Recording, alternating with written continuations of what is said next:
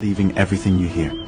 The Brazilian Supreme Court minister, Alexander de Moraes, started a dictatorship and is forcing the population to accept Lula da Silva as president. Lula da Silva is a criminal politician, convicted for 12 years, who was released after only 580 days, and now holds the presidency through fraud in the elections.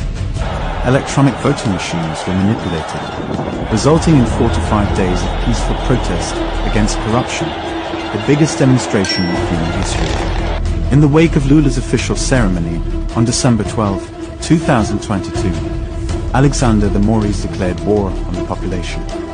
In fact, the dictator minister aligned with organized crime has ordered the arrest of all indigenous people criticizing his abuse of power.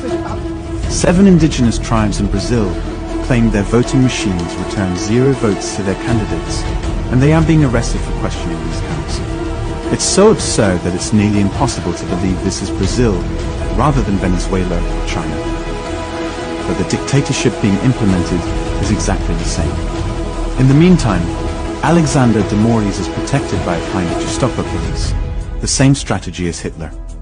But on the streets, a fake war is being stoked by infiltrators from the extreme left.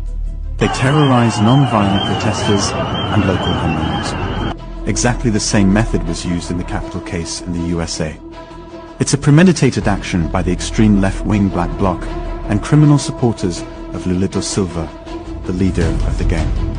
Extreme left-wing terrorists burn cars and intimidate people who criticize or film their actions. They carry tools and gasoline inside their bags and wear masks to hide their faces.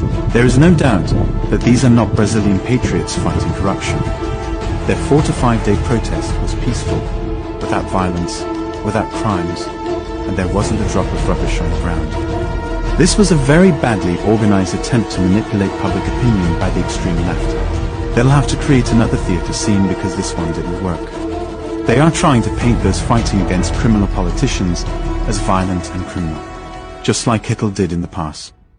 As predicted by producer Will Lissel on September 6, 2021, in England, the new Hitler was born during the pandemic. It happened in Brazil, and now we see the results. If this atrocity occurred in your country, would you accept it? That's right, you won't. World leaders cannot expect Brazilians to watch their country being held hostage and remain silent. Brazil is ready to defend its homeland against organized crime. A real battle is currently taking place. It is the first time in the history of humanity that a country has been able to continue a campaign against corruption and organized crime for 4 to 5 consecutive days. Brazilians are changing the course of history worldwide.